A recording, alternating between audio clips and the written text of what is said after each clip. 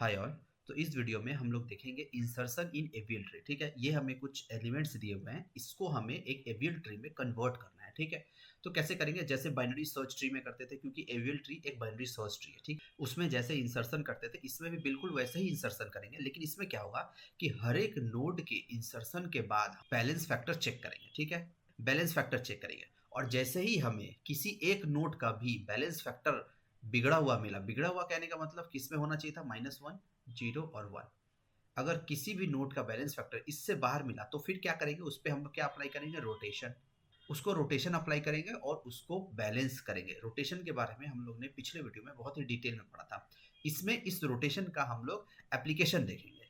ठीक है, तो कैसे करते हैं चलिए देख रहे हैं। तो सबसे पहले क्या आया? 20 आया, 21 आया, सॉरी। तो जैसे ही 21 आया तो 21 मेरा एज इट इज इंसर्ट हो जाएगा। क्यों? क्योंकि अभी मेरा एवियल ट्री एम्प्टी है, खाली है, तो एक नोट था वो चला गया। उसके बाद आता है 26। 26 21 से क्या है? बड़ा है, बड़ा है तो कहाँ जाता है? राइट में, ये पता है हमें। फिर आता है 30। अच्छा, 26 इंसर्ट इंसर्ट करने के बाद हमने बैलेंस फैक्टर चेक किया, करते हैं। 21 का बैलेंस फैक्टर क्या है? 0, -1, -1 है इसका बैलेंस फैक्टर।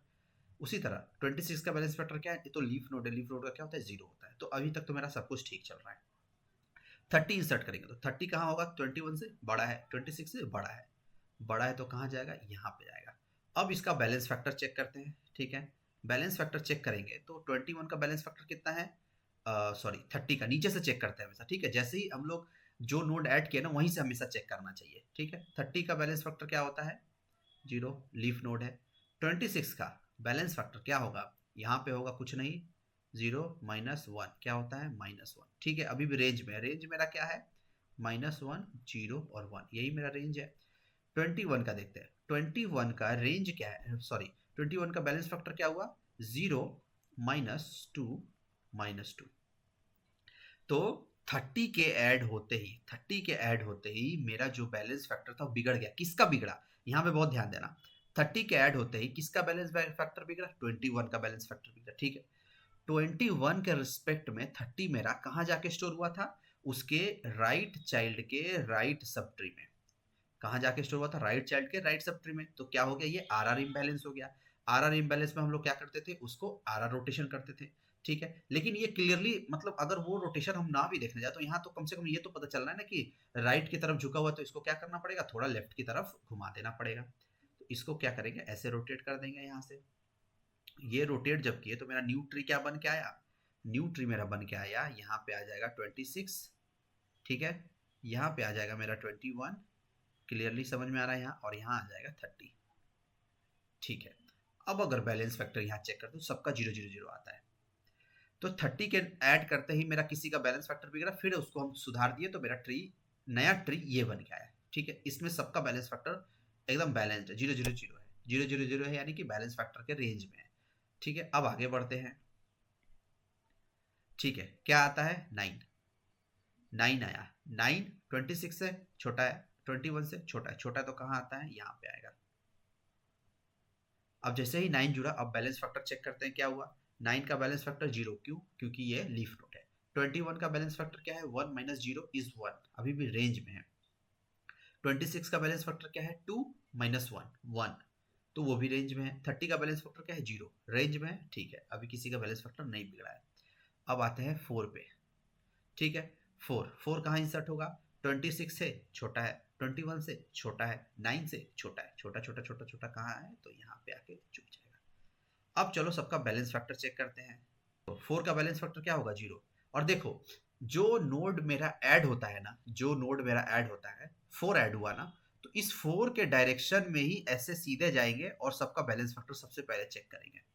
क्योंकि 4 जहां ऐड हुआ है ना, बहुत ज्यादा चांस है कि वो अपने रास्ते में ही किसी को, मतलब अपने से रूट के बीच का जो रास्ता है, जो पाथ है, उसी में बीच में किसी को वो डिसबैलेंस किया होगा। ठीक है, तो जैसे ही 4 यहाँ ऐड किए तो सबसे पहले 4 का चेक किए, 0 निकला। अब 9 का चेक करते हैं। 9 का चेक करते हैं तो 9 का क्या होता है? 1 -0 इज 1।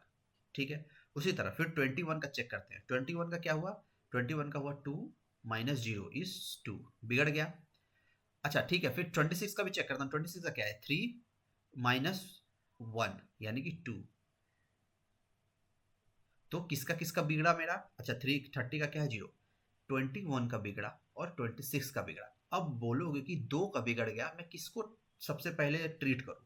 तो देखो सबसे पहले ट्रीट होता है, मैं पहले ही बताया ना कि 4 जहां पे ऐड हुआ है, 4 जहां पे ऐड हुआ है नीचे से वहीं से रूट की तरफ बढ़ते बढ़ते मैं सबका बैलेंस फैक्टर चेक करता रहूंगा, और जिस नोड का सबसे पहले बैलेंस फैक्टर बिगड़ा हो उसको पहले ठीक करेंगे। तो जब हम 4 से रूट की तरफ जाते जाएंगे तो बीच में कौन कौन सा नोड आया? 9। 9 का बैलेंस फैक्टर क्या था? सही था, 1 था। यस 1 था, रेंज में था।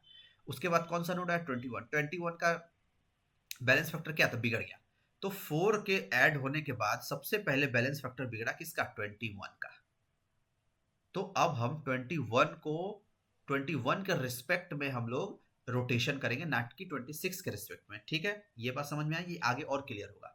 तो अभी मेरा किसका बैलेंस फैक्टर बिगड़ा है? 21 का। 21 के रिस्पेक्ट में 4 किधर जाके ऐड हुआ था?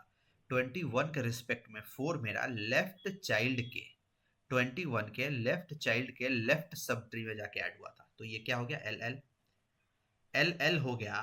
तो क्या होगा ये? हम लोग किस तरफ से रोटेट कर देंगे? कुछ इस तरह से रोटेट करेंगे इसको। एग्जैक्टली तो ट्री मेरा कैसा बन के आएगा देख लेते हैं। सबसे पहले आता है 26। ठीक है, उसके बाद आ जाता है यहाँ पे 9। क्यों? क्योंकि ये कुछ इस तरह से रोटेट हो गया था। फिर यहाँ आ जाता है 4। ठीक है, फिर यहाँ पे आ जाता है 21। फिर यहाँ आ जाता है क्या है? 30। अब अगर सबका मैं बैलेंस फैक्टर चेक करूं तो क्या होता है? 4 का क्या आता है? 0। 21 का क्या आता है? 0। 9 का क्या आएगा? 1 माइनस 1 0। 30 का क्या आएगा? 0। 26 का आएगा क्या? 1 1, यानी कि 2 माइनस 1 इज 1।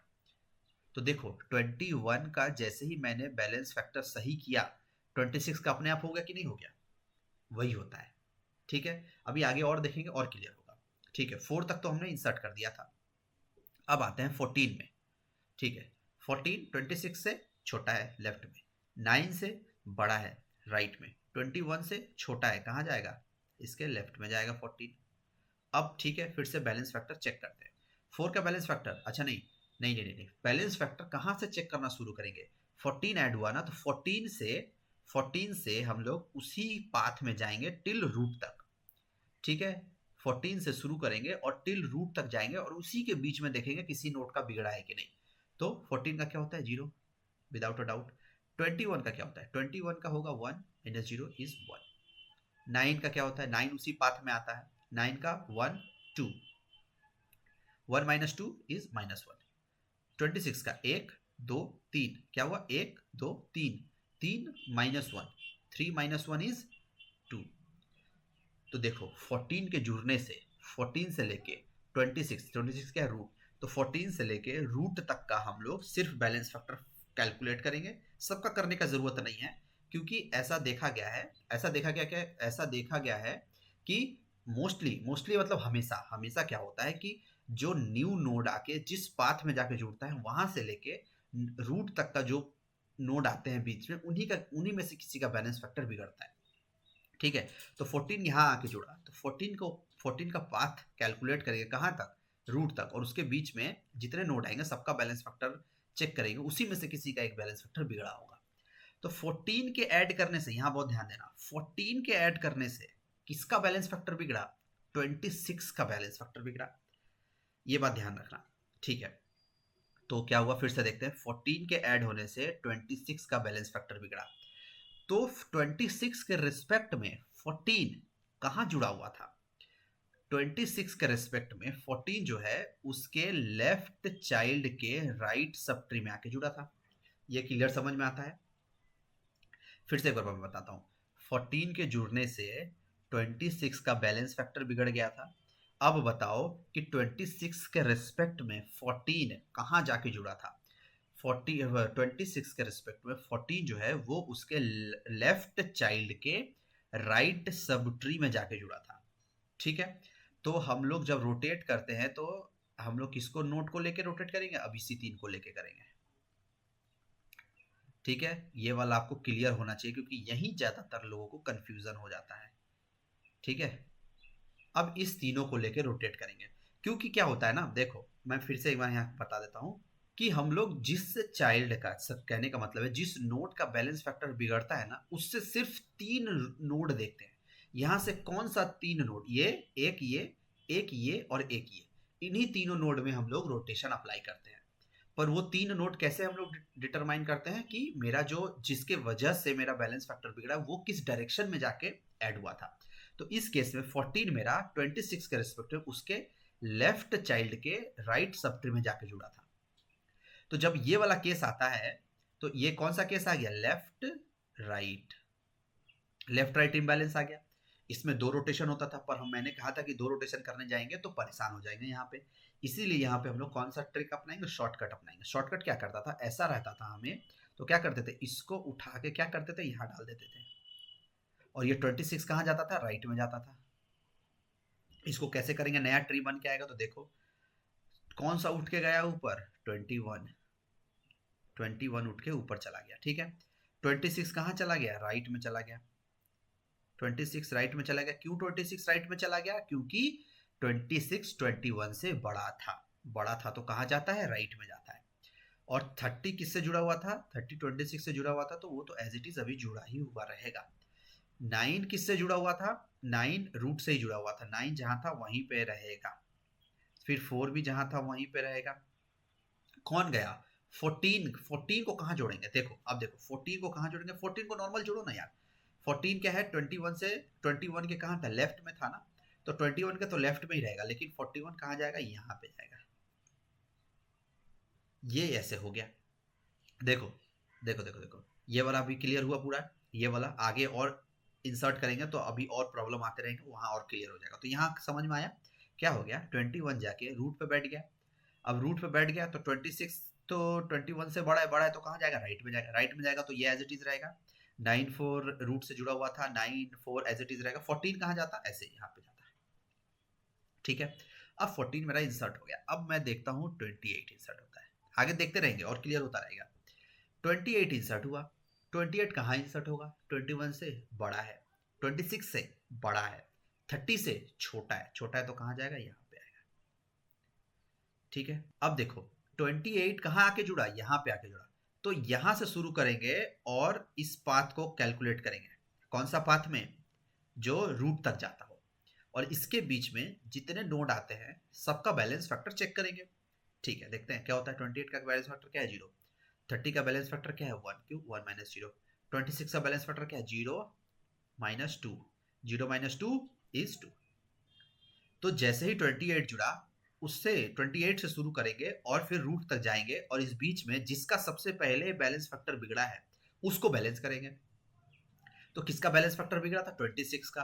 तो 26 का बैलेंस फैक्टर अब हम लोग सही करेंगे। अब देखो 26 का बिगड़ा किसके ऐड होने से, 28 के ऐड होने से। 28 26 के रिस्पेक्ट में कहाँ ऐड हुआ था, 26 के राइट चाइल्ड के लेफ्ट सब ट्री में।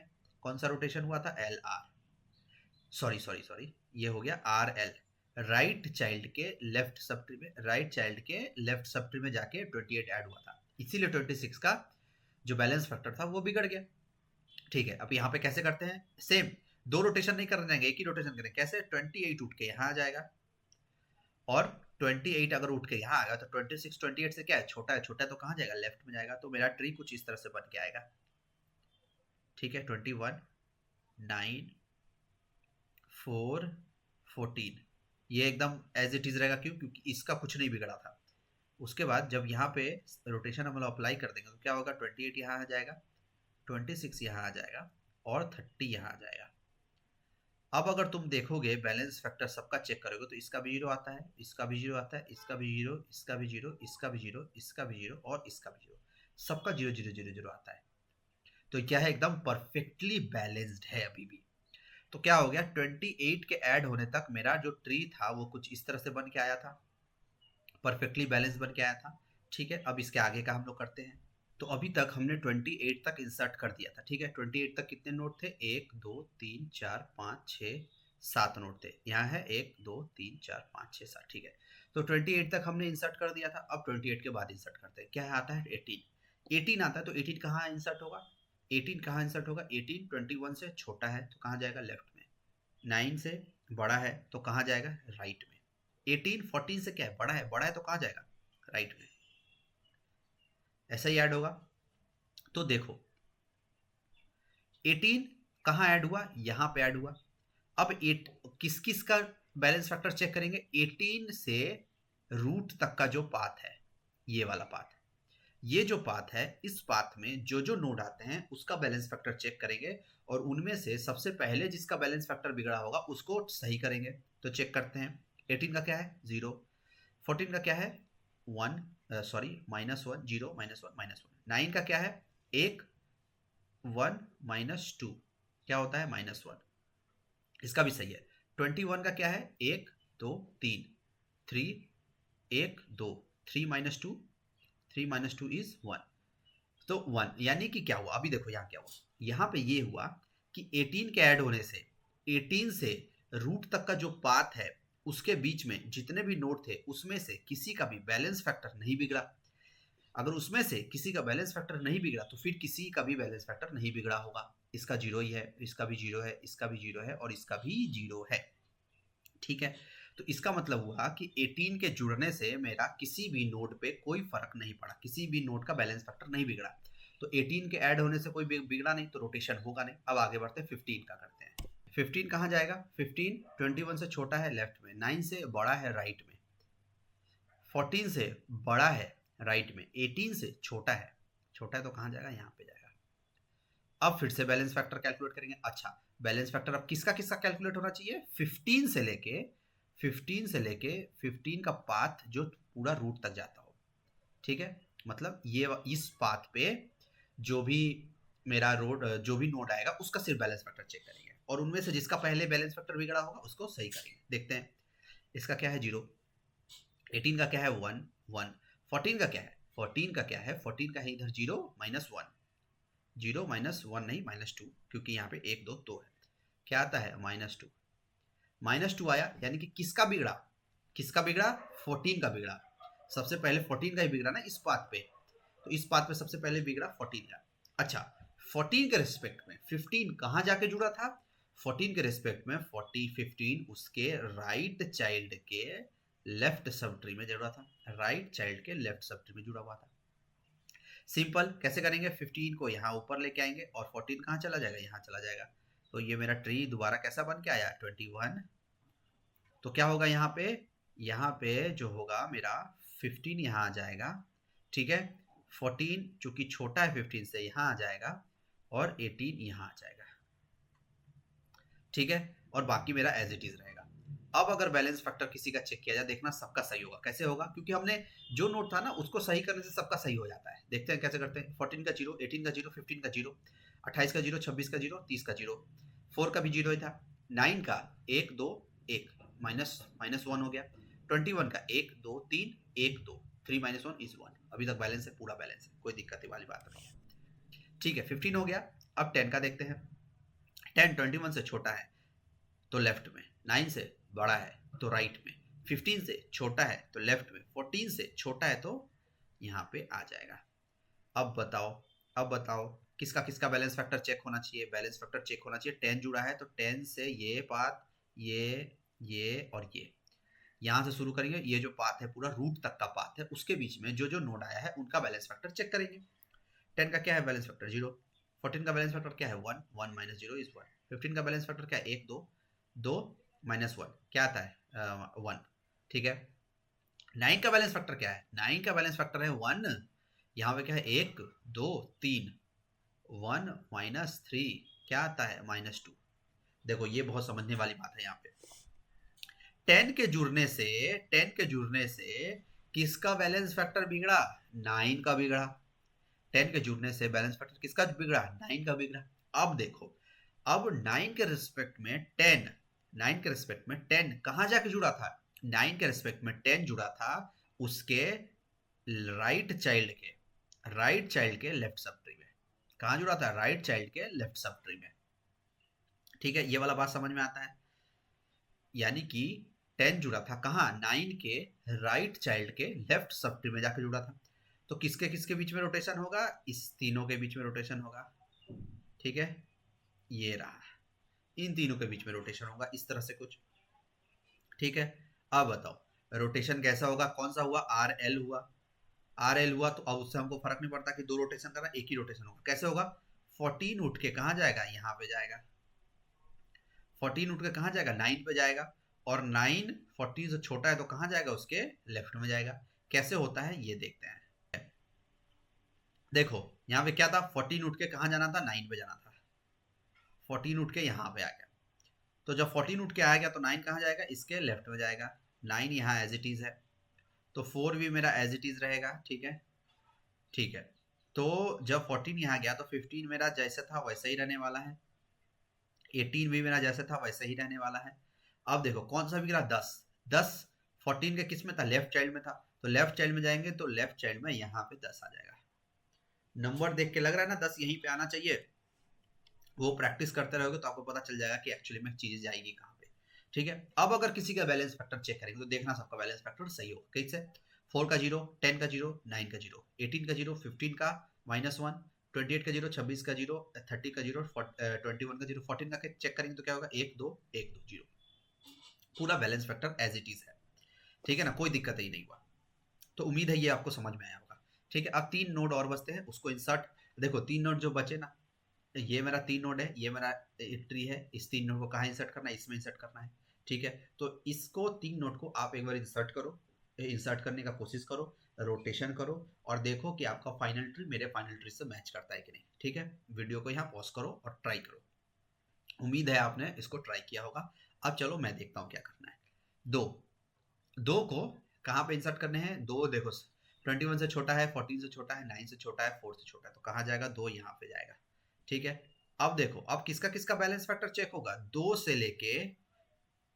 लेके रूट तक का जो पाथ है उसके बीच में जो जो नोड आएंगे उनका बैलेंस फैक्टर चेक होगा, ठीक है। इतना समझ में आ रहा है, ठीक है। 2 0 4 1 9 2 -1 इज 1, 14 1 2 3 1 2 3 1 2 3 -2 इज 3 -2 इज 1, 21 का 1 2 3 4 1 2 3 4 -2 = 2। देखो यहां प्रॉब्लम हुआ, किसको प्रॉब्लम हुआ, 21 को प्रॉब्लम हुआ, किसके जुड़ने से प्रॉब्लम हुआ, दो के जुड़ने से प्रॉब्लम हुआ। अब ये जो दो है ये 21 के रिस्पेक्ट में कहां जाके जुड़ा था, जुड़ा था इसके लेफ्ट चाइल्ड के लेफ्ट सब ट्री में जाके जुड़ा था, ये एक बात क्लियर आता है, लेफ्ट चाइल्ड के लेफ्ट सब ट्री में आके जुड़ा था, तो रोटेशन किसके किसके बीच में होना चाहिए, इसके बीच में होना चाहिए, क्लियरली समझ में आ रहा है। और चूंकि ये लेफ्ट की तरफ ज्यादा झुका हुआ है तो रोटेशन कैसे होगा, यहाँ पे कुछ इस तरह से रोटेशन होगा, इस तरह से रोटेशन होगा, तो ट्री मेरा कैसा दिखना चाहिए, देखो इस तरह से रोटेशन हुआ तो ट्री मेरा कैसा दिखना चाहिए, क्या हो गया, 14 आ जाएगा यहाँ पे, ये बात समझ में आता है, 14 उठ के बीच में आ जाता है ना, 9 यहाँ पे रहेगा और 21 यहाँ पे रहेगा, ये तो हो गया रोटेशन। अब जो बचा हुआ नोड है उसको रीअरेंज करते हैं, देखो 21 से 28 कहाँ था, राइट चाइल्ड में जुड़ा हुआ था, तो इसको एज इट इज ही रखना पड़ेगा यहाँ पे और ये यहाँ पे, ठीक है, ये तो एज इट इज रहेगा। अब देखते हैं क्या होता है, 14 बीच में आ गया, ठीक है, तो 9 इधर आ गया, तो 9 से जो जो जुड़ा हुआ था तो एज इट इज रहेगा, 9 से ये जुड़े हुए थे, कौन बच गया, बच गया ये वाला पार्ट, ये वाला पार्ट बच गया, ये वाला पार्ट तुम ही देख के बताओ कि कहाँ जाना चाहिए, 14 से 15 और 18 बड़ा है तो डेफिनेटली 14 के राइट में जाना चाहिए, और चूंकि राइट में जाएगा तो 15 और 18 ये 21 से छोटा है तो कहाँ जाना चाहिए था, यहाँ ऐसे जाना चाहिए था, 15 यहाँ जाना चाहिए था, और 18 कैसे जाता है, ऐसे जाता, क्योंकि 18 ऐसे जाएगा। समझ में आया ये वाला कैसे हुआ, 15 के राइट में 18 था तो 15 के राइट में 18 गया, लेकिन ये 15 और 18 ये एज अ होल कहाँ जाना चाहिए था, 14 के राइट साइड में, 14 के राइट साइड में तो 21 था ही, तो 21 था ही, तो फिर उसके बाद 15 का राइट जगह कहाँ होता है, यही होता। आप प्रैक्टिस करो, आपको समझ में आने वाला है, ये ऐसे ही होने वाला है, ठीक है। अब अगर बैलेंस फैक्टर चेक करेंगे सबका तो एकदम देखना सबका सही आएगा, कैसे, जीरो आए, लीफ नोड के लिए तो जीरो आएगा, उसका चेक करके फायदा नहीं है, 4 का क्या आएगा 1, 9 का क्या आएगा 2 -1 इज 1, 14 का कितना आएगा 1 2 3 1 2 3 3 3 जीरो आ जाएगा, उसी तरह 21 का 1 2 1 2 जीरो, 15 का भी आएगा तो तुम्हारा आएगा -1, 15 का 28 का जीरो, सब एज इट इज आ गया, एकदम परफेक्टली बैलेंस हो गया। अब कौन कौन सा नोड बचा हुआ है, 3 बचा हुआ है और 7 बचा हुआ है, ठीक है, 3 बचा हुआ है और 7 बचा हुआ है, ठीक है। अब देखो 3 को इंसर्ट करते हैं। 3 को कैसे इंसर्ट करेंगे? 14 से छोटा है, 9 से छोटा है, 4 से छोटा है, 2 से बड़ा है। ठीक है, ये वाला यहाँ इंसर्ट हो गया। अब यहाँ इंसर्ट हुआ तो किसका किसका बैलेंस फैक्टर चेक होना चाहिए? इसका, इस पाथ में जो जो नोड आता है उसका बैलेंस फैक्टर चेक होना चाहिए। ठीक है, 3 का क्या आता है? 0, 1 का क्या आता है? -1, 4 का क्या आएगा? 1 2, 4 का 1 2 और 0, 2 -0 इज 2। 4 का बैलेंस फैक्टर बिगड़ा। अब 4 का बैलेंस फैक्टर बिगड़ा, किसके जुड़ने से बिगड़ा? 3 के जुड़ने से बिगड़ा। कहाँ जाके जुड़ा 3 4 के रिस्पेक्ट में? उसके लेफ्ट के राइट में, लेफ्ट के राइट में। एल आर इम्बैलेंस हो गया। एल आर इम्बैलेंस हो गया तो कौन सा रोटेशन लगना चाहिए? एल आर रोटेशन लगना चाहिए। और हमने देखा था कि एल आर रोटेशन 2 रोटेशन है, तो वो करने का कोई फायदा नहीं है, वो थ्योरी पार्ट के लिए है। प्रैक्टिकल में क्या करेंगे? 3 को उठा के यहाँ रख देंगे। कैसे करेंगे वो देखते हैं। देखो ये वाला बाकी ट्री तो एज इट इज रहेगा, बस यही 3 बिगड़ा है, इन्हीं 3 को हमको ठीक करना है। तो क्या हो जाएगा? 3 उठ के यहाँ चला जाएगा। ठीक है, 3 उठ के यहाँ चला गया, 4 उठ के यहाँ आ गया और 2 उठ के यहाँ आ गया। अभी अब सबका बैलेंस फैक्टर चेक करोगे तो एकदम बड़ा बड़ा होगा, कोई दिक्कत ही होगा नहीं। 3 हम लोग इंसर्ट कर दिए, अब बचा 7। 7 को कैसे इंसर्ट करेंगे? 7 14 से छोटा है, 9 से छोटा है, 3 से बड़ा है, 4 से बड़ा है। बड़ा है तो कहाँ जाएगा? यहाँ जाएगा। ठीक है, अब अगर वहां गया तो किसका किसका बैलेंस फैक्टर चेक होना चाहिए? इस पाथ पे, इस पाथ पे जो जो नोड आता है उसका बैलेंस फैक्टर चेक होना चाहिए। फिर से चेक करते हैं कैसे? इसका 0, इसका क्या आता है? -1, इसका क्या आएगा? 1 -2 इज -1। 9 का क्या आएगा? 9 का देखते हैं, 1 2 3, 3 -1 क्या आता है? 2। तो 7 के जुड़ने से किसका बैलेंस फैक्टर बिगड़ा? 9 का बिगड़ा। अब 9 के रिस्पेक्ट में 7 किस डायरेक्शन में जाके जुड़ा है? उसके लेफ्ट चाइल्ड के, उसके लेफ्ट चाइल्ड के राइट सब ट्री में, लेफ्ट चाइल्ड के राइट सब ट्री में जाके जुड़ गया ना वो। तो 9 अगर मेरा डिसबैलेंस हुआ तो किसको किसको किसको कंसीडर करके आप रोटेट करेंगे? इसको कंसीडर करके रोटेट करेंगे। क्यों? अभी हम पहले बता चुके हैं कि 9 जो है, मतलब जो 7 जो है वो 9 के रिस्पेक्ट में कहाँ जाके जुड़ा था? लेफ्ट चाइल्ड के राइट सब ट्री में जुड़ा था। तो इन्हीं ट्री को, इन्हीं 3 को लेके करेंगे। ठीक है, ठीक है, तो कैसे करते हैं? 4 को ऊपर ले जाते हैं और 9 को राइट में ले जाएंगे। तो इसको करने के बाद मेरा ट्री कैसा बनेगा? तो ये मेरा ऐसा हो गया। ठीक है, तो यहाँ पे क्या जाना चाहिए? 4 जाना चाहिए था, ऐसे उठ के 4 आना चाहिए था यहाँ पे। ठीक है, और ये चूंकि यहाँ पे 9 जाएगा तो 9 से जो 10 जुड़ा हुआ था वो 10 एज इट इज जुड़ा हुआ रहेगा। ठीक है, और जब 4 ऊपर गया तो 3 जहां था वहीं रहेगा। क्यों? क्योंकि वो उसका लेफ्ट चाइल्ड था। अब देखो, अब 7 कहाँ जाना चाहिए था? 7 राइट चाइल्ड में था, तो 7 को देखो, यहाँ देख के तुम अपने आप बता दोगे कि 7 कहाँ जाना चाहिए? यहाँ जाना चाहिए। ठीक है, 7 यहाँ जाना चाहिए। तो अब अगर सबका बैलेंस फैक्टर हम लोग चेक करेंगे तो क्या आता है? 0 0 0 0 0 0, इसका भी 0, इसका भी 0, इसका आता है -1, इसका आता है 0, इसका भी आता है 0, इसका आता है 1 2 3, 1 2 3, इसका भी 0। तो देखो सभी नोड का बैलेंस फैक्टर -1, 0 और 1 के बीच में है। और क्या आपका भी यही ट्री आया है 2 3 और 7 इंसर्ट करने के बाद? ठीक है, तो इस तरह से हम लोग रोटेट करते हैं, इस तरह से हम लोग बैलेंस फैक्टर चेक करते हैं। और हर बार सभी नोड का बैलेंस फैक्टर चेक नहीं करना है। अब आप बोलोगे कि सब नोड का बैलेंस फैक्टर चेक करना तो कितना टाइम लग जाएगा? तो सभी नोड का बैलेंस फैक्टर नहीं चेक करना है, जहां पे नोड ऐड हुआ उसी के डायरेक्शन में टिल कहां तक? रूट तक। ये बात उम्मीद है क्लियर हुआ होगा।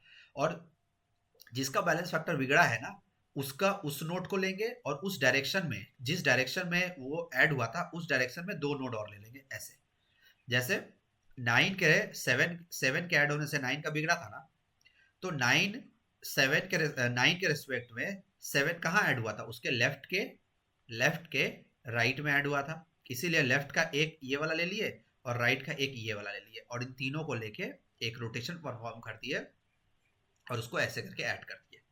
ठीक है, तो ये एक अच्छा खासा ट्रिक था जिसमें हमने पूरा चारों का चारों एप्लीकेशन देखा। हर तरह का कंडीशन इसमें आया था और हर तरह के कंडीशन को हम लोग ने इधर पे टैकल किया। ठीक है, तो उम्मीद है कि ये आपका जो प्रैक्टिकल एप्लीकेशन हुआ था ये आपको समझ में आया होगा। आप एक बार खुद से कोई ट्री लो, कोई नॉर्मल सीक्वेंस लो और उसको एक बार एविल ट्री में कन्वर्ट करके देखो। और ये आपको अगर थोड़ा सा समझने में दिक्कत हुआ होगा तो आप एक बार वीडियो को दोबारा देखो, उसको अच्छे से समझो। ठीक है, नहीं हो तो एक बार रोटेशन का वीडियो देखो, वहां से थ्योरी समझो, फिर वहां पे इसको आके प्रैक्टिकल अप्लाई करो। ठीक है, तो थ्योरी में हम लोग 4 रोटेशन देखे थे, जिसमें 2 रोटेशन पे 2 रोटेशन अप्लाई होते हैं। मतलब आरएल वाले में 2 रोटेशन लग रहा था, एलआर वाले में 2 रोटेशन लग रहा था। LL और RR में एक एक रोटेशन लग रहा था, ठीक है। तो ये दोनों तो हम लोग प्रैक्टिकली देखे कि एक रोटेशन में कर दिए, लेकिन इन दोनों का क्या हो रहा था, दो रोटेशन ना, इतना बड़ा ट्री में दो रोटेशन लगाना जाओगे तो बहुत कंफ्यूजन हो जाएगा, बहुत दिक्कत भी हो जाएगा, इसलिए ये प्रॉब्लम हो रहा था। इसीलिए हम लोग ने क्या किया, इसीलिए हम लोग ने वो शॉर्टकट अपनाया कि इसको ऊपर ले जाएंगे और इसको राइट में ले जाएंगे, वो दोनों के लिए हम लोग वो शॉर्टकट अपनाए। तो वो शॉर्टकट थ्योरी के लिए नहीं है, वो शॉर्टकट एप्लीकेशन के लिए है। लेकिन जब आपसे थ्योरी पूछा जाए तो आप एकदम RL और LR में दो दो रोटेशन बताओ, वो तो आपको बताना ही पड़ेगा। लेकिन जैसे ही आपको कोई सीक्वेंस दे दिया गया हो, वहां पे आपको ट्री बनाना हो, फिर वहां पे ये दो रोटेशन वाला अप्लाई नहीं हो पाएगा, ये वाला करना तो ज्यादा आसान होगा समझने में।